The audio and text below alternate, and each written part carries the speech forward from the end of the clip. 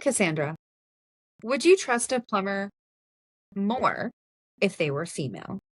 Or would you trust a plumbing company more if they were female owned? Or is that just a marketing strategy?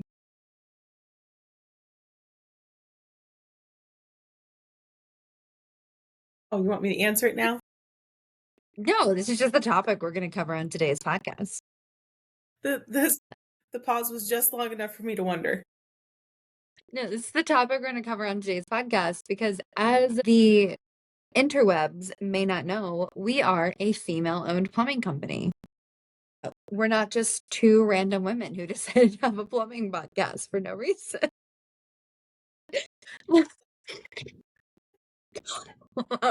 And most importantly, you are our CEO, one of our master plumbers, and one of our founders with your lovely background in plumbing. So, tell me a bit more about your background. How did you end up going from your previous career into being Yeah. So my previous career was in engineering. I went to school for chemical engineering and spent about 4 years in the industry after I graduated from college. After that, I spent about 4 years doing quality assurance testing in a lab for Cargill. And then during that time period, my husband was doing plumbing for Roto-Rooter and for Benjamin Franklin. And we had also done a little bit of real estate. So we had an apartment building and we were landlords for a little bit and self-managed that, did all the repairs and whatnot. So we kind of had a little bit of like residential background. Obviously, I had a very technical background with the engineering. And then my husband and I decided to start a plumbing company.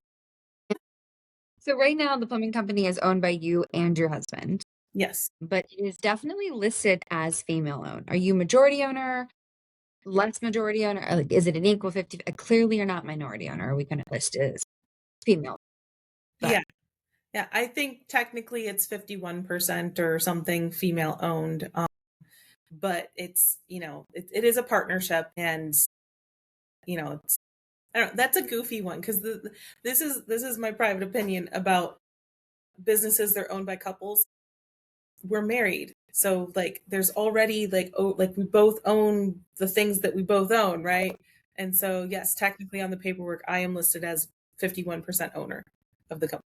perfect. I love it. So you are one of our master plumbers. So is your husband. And I believe, correct me if I'm wrong, we have three. hmm We presently have three. We're about to have four. One of our technicians just got approved by the state to take the test, and we'll be taking it, I think, in about a week or so. Okay. And how long, like, what are the requirements for the state of Ohio for somebody to become a master plumber and to become a master plumber?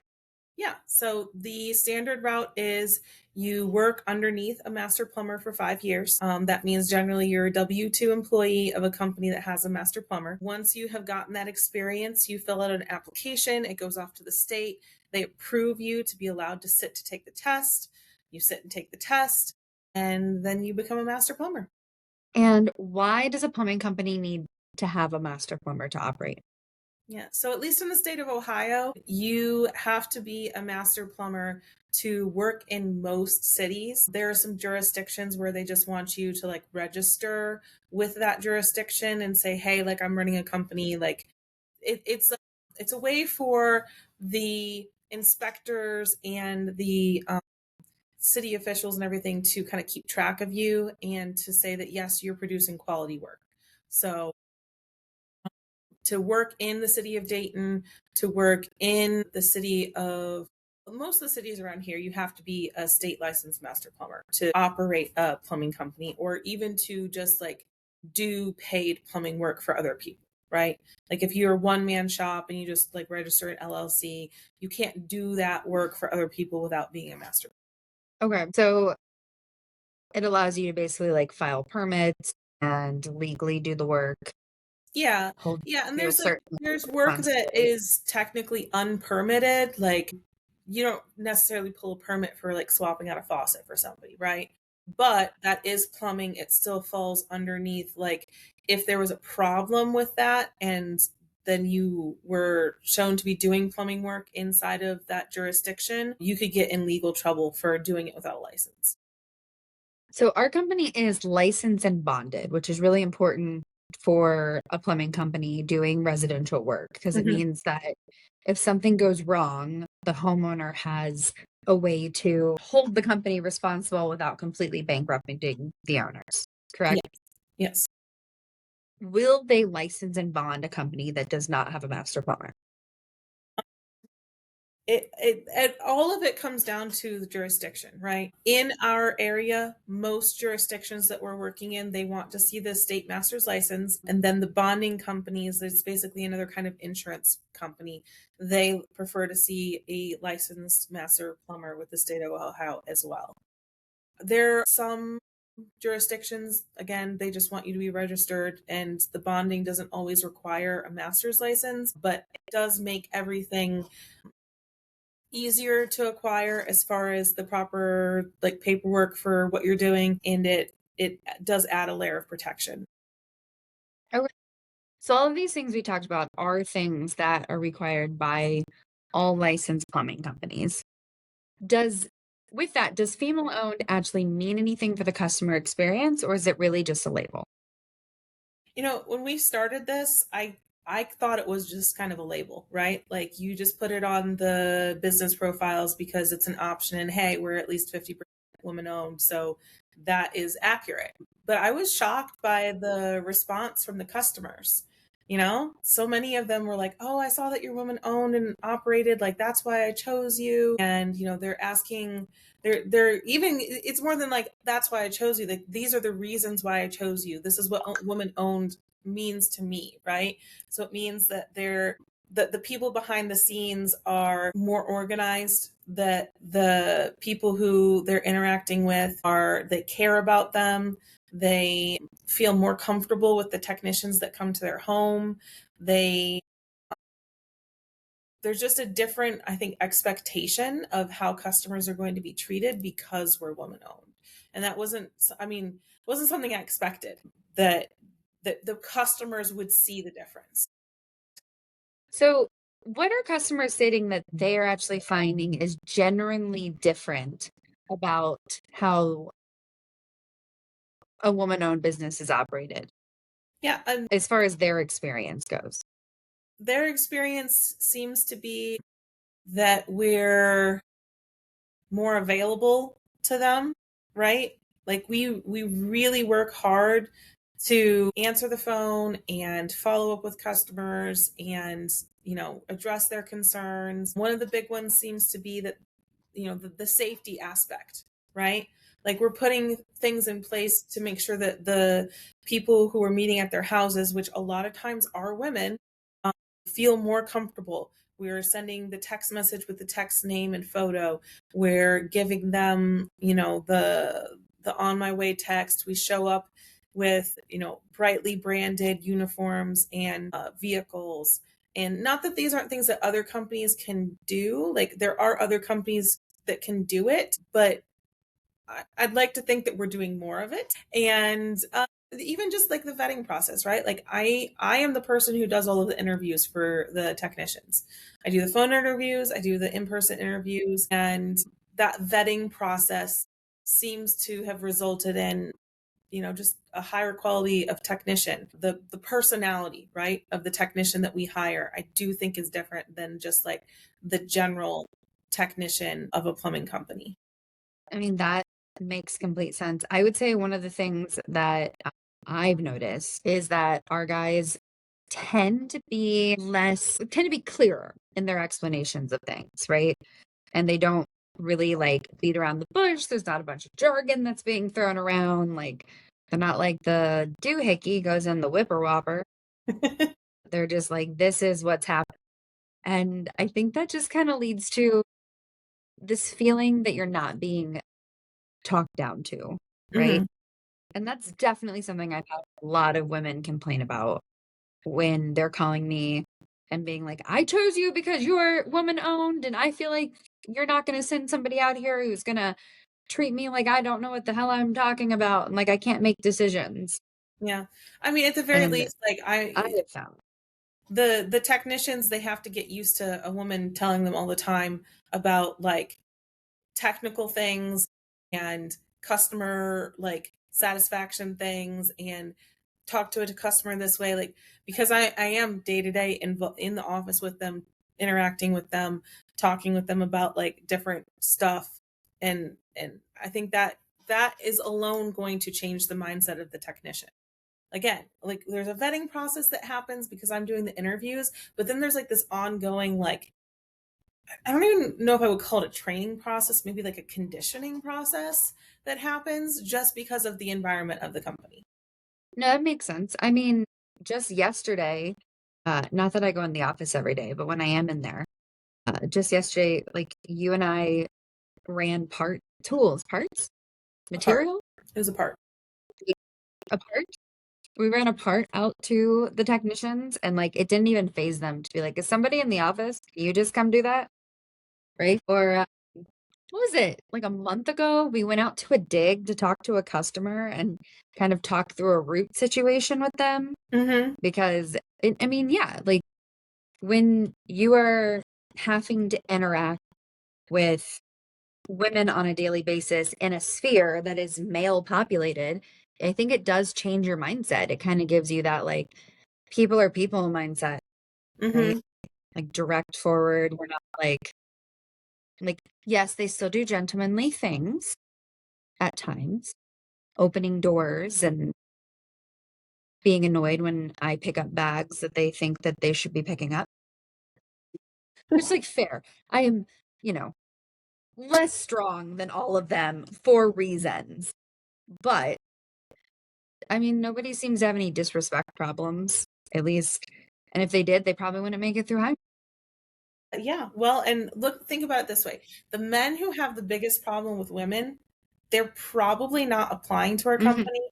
If they are, they're probably not accepting the position. You know, let's say like somehow I missed it, right? This person is not a good fit Yeah. and has a grudge against women or something. They know coming in who their boss is going to be. And if they have a problem with that, they're not going to choose to work here, right? So there's a little bit of a self-selection process too. The people who have like the biggest problem with women in general are not going to work here. They're just not going to choose to work here. It just means with them coming into the customer's home that there's going to be less of that like awkward feeling, right? Because I mean, the reality is what 70% of consumer decisions are made by women. Yeah. And even the ones So who aren't technically making the decisions, a lot of times they're the ones who happen to be home, whether that means that they have a work from home position or maybe they're a housewife. They're more likely going to be the person who is at home at the time that the plumber comes. I'd like to call that a household manager slash superhero as somebody who works from home and was a housewife for 4 years because my background was engineering into housewifery into this. You just want to know some weird career progression that's going on there.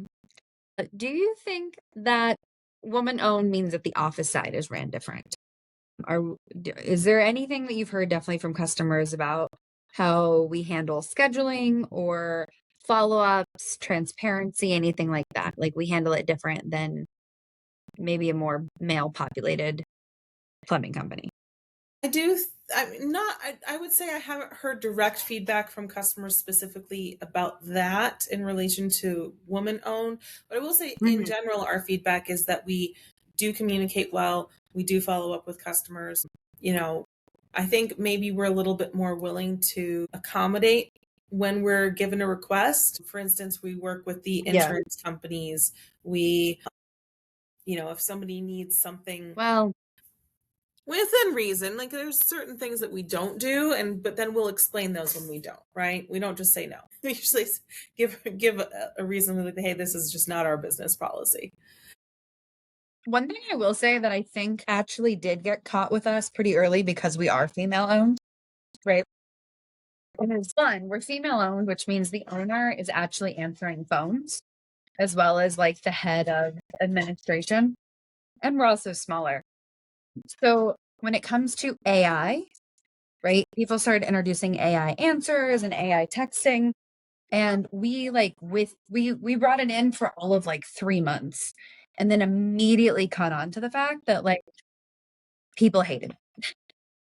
And for no other reason than I have now said the intro. Thank you for calling Honey Go Fix It. This is Alexis speaking. How can I make your day sweeter? 1,000 times, which means that I sound like the robot. And people will just like grab onto that. Are you AI? And I think just us being one, like a female leadership team, we were a little bit more empathetic to the fact that people didn't like AI answering the phones. And two, it and two, we were so directly involved with it that we just kind of had to face that reality faster. The fact that I am on the phone still in the evenings and on the weekends, that direct feedback, it was pretty something we were able to operate on, make decisions on pretty quickly. Just the fact that people recognized it when there was AI, didn't like it, and then we pretty quickly we don't have any at the moment, but we pretty quickly relegated that one to just overnights, so like truly overnights and overflow. So like if we had you and me already on the phone with the customer, it's like, well, this is better than a voicemail sort of situation. But yeah, it was. I would say because we were in the trenches on that, or I was in the trenches on that so much, it was a pretty quick turnaround. So, do you think that any of these things that we're doing are actually gendered? Like, really? Or is it just like this is just what a good company should be doing? I think the vast majority of it is just this is what a good company should do, right? There's probably some subtle things like the fact that there's a woman in the office with the guys every day. Like I said, it conditions them and that can change their demeanor a little bit. But other than that, other than the like really subtle things, I like anybody could do these things at the end of the day. Some people would say that this entire episode, this entire topic is just a virtue signaling, right? Like we're trying to say, well, we're better because we're female owned in a male populated space. And the plumber that shows up at the door honestly does not care who owns the plumbing. So I honestly think a lot of the reasons we brought up before counters the fact that is not true, right? Like, not only the fact that we have women in the office every day, we have women doing technical training with the technicians, the guys who don't really have any respect for women, not that they don't like women, but men who work in the trades who don't have respect for women are not going to have themselves come into a female owned plumbing company and work for a woman. On top of that, we are just kind of small right now, right? So there's just that feeling that like they're they kind of have to care because they kind of have to talk to you every day. Do you feel like the guys' presence in the office is would be different if you weren't there? I mean, look, if I'm in the room, I'm never going to see what it's like when I'm not in the room, right? So I can't give you a definitive answer that, oh, yeah, these guys totally behave differently when I'm not in the room.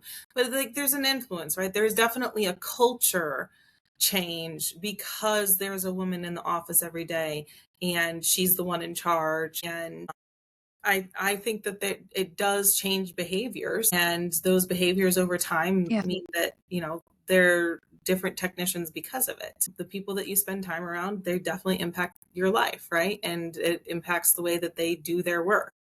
Can I say that I think the funniest thing is I think you and I probably use more profanity than they do, This is and the that thing that that is cracks me the most. Okay, 110%. so, like the other day, I don't remember specifically what it was that I said, right? But I said something in the Mhm. office, and one of the technician turns to me and he's like, "I think that's the first time I've ever heard you swear." And I was like, "It can't be. You've been working here for long enough. I would have at some point. Have you not been paying attention? It happens, okay? It does happen. Maybe less in certain circumstances, but it happens." Yeah, I mean, there's also like, guys are taught to be respectful and kind to women, and my experience, this is my experience having grown up in and out of in and out of working in like maintenance shops, Yeah. with my dad. Before you walk in the garage door, when they can't see you, you can hear it. Mm-hmm. You can hear the cussing and the crude jokes and the whatever. And then the moment you walk in, completely changes. Nobody's using like the amount of times I've had a man go F you. Sorry, sweetheart. Yeah. It's like I probably cuss more than you do, buddy. Oh, my ears are bleeding now. I must go cleanse my brain. But, It is I think respecting. it's still, Proof that chivalry is not. yeah. Well, and I think the fact that they are more often reminded of that. Well, here's a really good one. Do you remember? This is a former technician. He doesn't work for us anymore. He was lovely while he was here. He moved out of state. There are certain plumbing problems that guys can get really super awkward about that they're woman related, right? This particular customer had a I know clogged drain. exactly what the story is. Yeah, and the clogged drain was caused by tampons, and he was very awkward about addressing that with the customer. And we're like, this doesn't need to be awkward. Like, just tell them. You don't, even if it says flushable, this is the same thing as flushable wipes. Don't flush them. They're not flushable. The only thing that's flushable is the human waste that's supposed to be going down the toilet and the toilet paper that accompanies it. That is it. No wipes, no tampons, no nothing else, right? But yeah, that customer education, He was so sweet too. but yeah, there's a He few was things. like, okay, he was so sweet. Because I remember being on the phone with him when he called me to ask me how to tell. He's like, how do I say this to them? I'm like, what are you talking about? He's like, like girl things that you put down the toilet. And I'm so effing confused. I'm like, girl things? You're putting girl things? I'm like, makeup brushes? We're putting makeup brushes? We've got glitter. There's like a pink tutu on there. He's like, no, no, no, for that time of the month. And I'm like, tampons? He's like, yeah. And it's called a tampon. Say it with me. Tampon. He's like, no. I'm like, then call it a feminine product. Like, just call it a feminine product. He's like, okay, that's better than the other. Yes, we will train your plumbers to be able to talk about feminine products without absolutely losing it, which hey, that does provide better service because you have to be able to educate the customer on what they can and cannot put down their drains. Yes, like makeup brushes and tutus and glitter. Actually, I think glitter might be flushable. I don't know what it could possibly catch on. I mean, unless you're putting like That's pounds of it all at once and then like you got a dry powder type of situation. Hey, speaking of feminine things you shouldn't put down your drain. We had fried fish for dinner last night, Hmm. and I didn't want to put the oil back in the bottle. Just as complete side quest on this whole podcast situation. I didn't want to put the oil back in the bottle.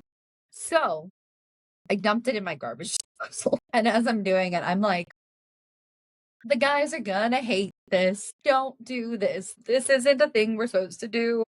And then out of like complete and total feel badness, I went ahead and dumped like half a bottle of dish soap while running it with water in hopes that I don't end up with a massive grease clog later.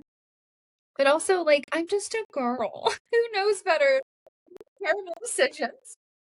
Yeah. Okay. Well, There's gonna be a here's where we're segment gonna on get a here little is confessions of a plumbing professional. This is the thing that we did to our own homes that you should never do to yours, and this is why. confessions of a plumbing professional. I dumped grease down my drain after frying fish. Don't do that. I had to put half a bottle of dish soap down there to clear my own conscience while running hot water in hopes that I did not clog my drain. And if I clog my drain, I have to call the guy who works for me out to unclog it, and he is never going to let me forget that Yes. because he has 17 different names for a drain machine that unclogs a sink that I have to have a master list for. Okay? So, moral of the story, Don't dump grease down your garbage disposal. It's bad for your house. Yes. I'm sorry. I'm just so glad we do these. Okay. We are gonna get a little uncomfortable. You ready? Because we're not already. Do you feel like customers ever react badly when they find out that a woman owns the company, or if you as a woman show up on the job? Have you ever had that experience? I have not. Oh. Not even about the owner part necessarily. I think the ones who dislike it, I think a lot of times it probably doesn't come up. Mhm. You know, I think people who want women owned tend to seek out the fact that it's woman owned more than the people who don't want it. And there was a time recently, I really thought that I was going to have an issue because it was a random Sunday. We had a call off. I needed to go out and run some jobs. It's not a thing that happens super often anymore. But I didn't want to reschedule this guy because he had scheduled for this time specifically because he had another service provider coming out who was supposed to be fixing the skirting on his trailer. And he had this mystery sewer smell that he had been living with, right? And so I was like, okay, this is the time. We'll have access to under the trailer. We may not have access afterwards. I'm just going to go out and I'm going to, diagnose this as best as we can, right? And I really expected, because he was an older gentleman, had a really, and I was the one who booked him, right? So I already had had the experience of talking to him on his phone. Not that there was anything wrong with the experience. It was just the fact that it was older gentleman, gruff voice, had a lot of things to say about plumbing already. So I was like, he's going to be a tough customer. I tell you what, not the faintest hint of what is this woman doing here. We had a lovely conversation. We crawled all over that trailer looking for what the source of that smell was. And it was a non-issue. I've found that if you show up with confidence, I have not had a time when a customer cared that it was a woman that was showing up in a negative way, That's I guess. awesome. I've had a couple of The ones who care in a positive way are really sweet, and they tend to be just thrilled that there's a woman who showed up. The ones who don't care that it's a woman, it's never been a Mhm. negative, and it's never been a problem. Okay. Well, being that we're in plumbing and that we're in a male populated industry, do you find that there is a real tension between wanting to hire more female plumbers because the only other woman that works for you is not a plumber, and then the practical reality of who actually applies for these jobs? Do you Yeah. have any feelings on this tension? I mean, the reality is we put job postings up and we talk to people that we know in the industry, and there just hasn't there actually that's a lie. There's been one woman who applied for a plumbing position with us. And I did message her. She was herself not in the industry right now. She didn't have a background, didn't have experience, and we were not at the point where we could hire an apprentice. So it was not a fit. But outside Yeah. of that one woman, I just haven't had any apply. And, I we're very merit based here, right? Like if you know the skills and you can do the work, then you can get the job. As far as the desire to hire women to be technicians, I think it comes down to right now it's a size thing, right? Like we could do some recruiting, we could try to train some women, but when you only have 6 total technicians and the ratios are such that it's probably 99% men out there, unfortunately right now it's just not Yeah. practical, right? If we had somebody come our way, absolutely. If they can do the work, we would hire them in a heartbeat. But the thing is we would hire a good male technician in a heartbeat too. So it's not because they're a woman, it's just because they're good tech. Yeah. Are there I know there's the reason there's not many women in this field is it's a self-selection process, right? It's dirty, it's gross, it's long hours. I've personally been out in the field with the guys. I haven't been in the holes per se, but I have been out in the field. It is a dirty, gross job that I am grateful that they do, and they do not get enough recognition for the fact that they do this dirty, gross job. But there's also physical limitations to it, right? Like, um, I've seen the guys in the shop benching, like my max bench is lower than their like show off to do 30 reps bench, Yeah. right? There's definitely some physical limitations. So, what if a woman did want to get into plumbing, she wanted to look at this, what is there out there to help with those concerns? Yeah. So the good news is we live at a Thanks. time where there is more available than ever before to make the job easy. And it makes it more possible for a woman to do it. But it also makes it like a more sustainable thing for a man too, right? Like instead of killing your body to do the job, you can get the tools and you can protect yourself and be able to do the job better for longer, right? So there's, for instance, we use ProPress a lot. So that is something that you just have to be able to hold a power tool and press a button, right? Line things up, and it doesn't that doesn't really require any extra strength. There are dollies out there for like water heaters that are stair climbing, powered stair climbing dollies. So we can get water heaters in and out that we would not have necessarily been able to before.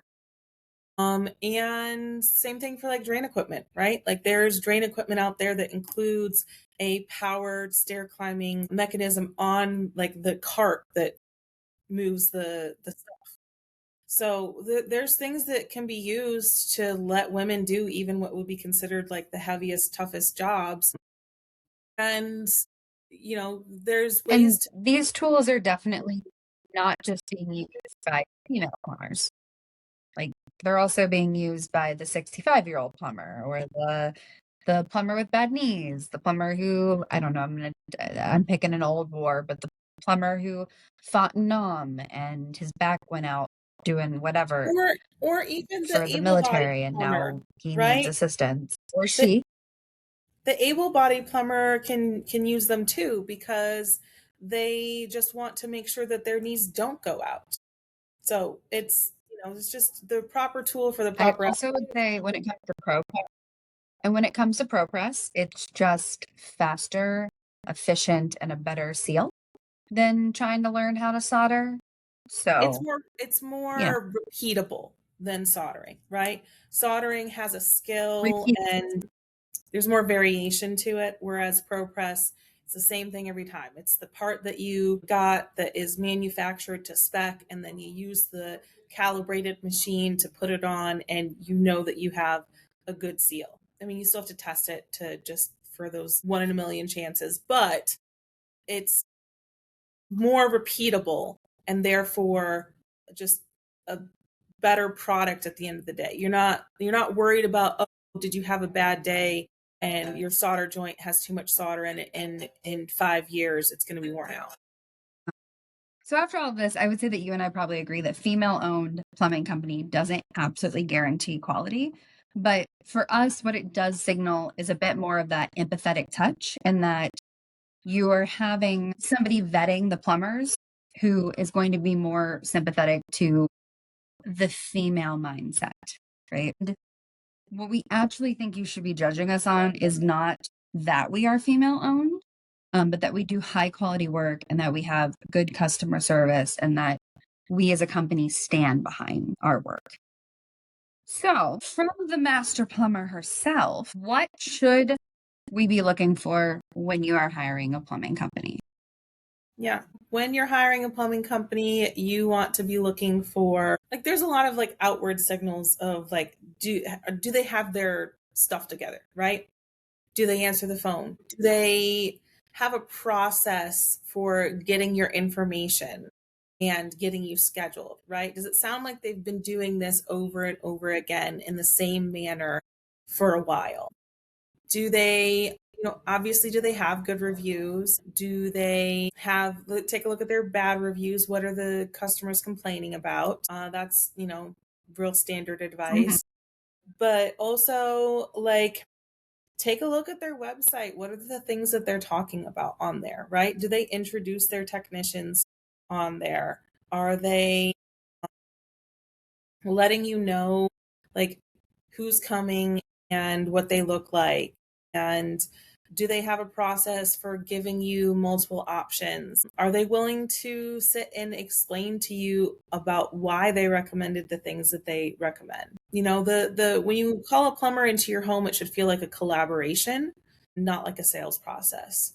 You should feel like you've got a partner to help take care of your home rather than somebody who is just coming in to fulfill whatever your initial request was. I would say as a homeowner myself, a couple of things that I now look for, having been on the inside of the industry when it goes to hiring other home professionals, is I definitely look for information on their website that kind of pre educates me, right? If I use HVAC, for example, why do I care if I change my filter out on my HVAC system?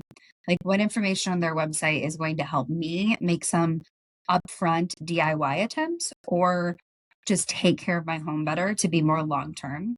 And Mhm. I always like to see if they have a service plan Mhm. because companies who are offering service plans want to be in your home more than once, which means they're going to be looking to take care of your home, right? And I'm not saying they want to be in your home more than once, as in they want to be out there once a year cleaning a drain, but they want to come in, clear the drain, camera the line, make sure that you have a good system in there, and then they want to be able to come back and make sure that system is still working and stand behind their work. To me, a service plan shows that they're looking to stand behind their work. So, well, Cassandra, where can people find us? Well, you can check out our website, of course. You can find us on Facebook. You can find us on YouTube. You can find us on Instagram, all the socials basically, and on Google. I absolutely love it. And also, if you happen to know a female plumber, please comment below. We would like to know. Also, like and subscribe this video. And at some point, I'll make a little thing go across the screen that says like and subscribe and comment and do all the things A little because we bee are that still flies a aiming for banner our across. 100. Yeah, I need like a little banner. I also edit all of these videos, so I'm so sorry. We do not have an editor budget. It is me and my insanity. I mean, work ethic. But if you like, comment, subscribe, follow along, we are currently aiming for 100 subscribers and we are at 30. So I need 70 people to decide that they want to be interacting with us on a semi-annual basis. You want at least 70 more And that is people it. to So decide to as always, subscribe so that we have to go do some plumbing work and prove that women can do plumbing. more importantly, we're going to make the only non-plumber in the company, supervised by the master plumber in the company, do plumbing work, which will be entertaining. I kind of feel like we should just do this anyways at some point, even If if we we don't get to never hit 100 100 fast enough, at some subscribers. point we So the probably will guys, just do a project. But, you know, if you want it faster, mostly so the guys can watch the video and faster. If you want it sometime before 2028. Well, with all of that, as always, we invite you to stay sweet.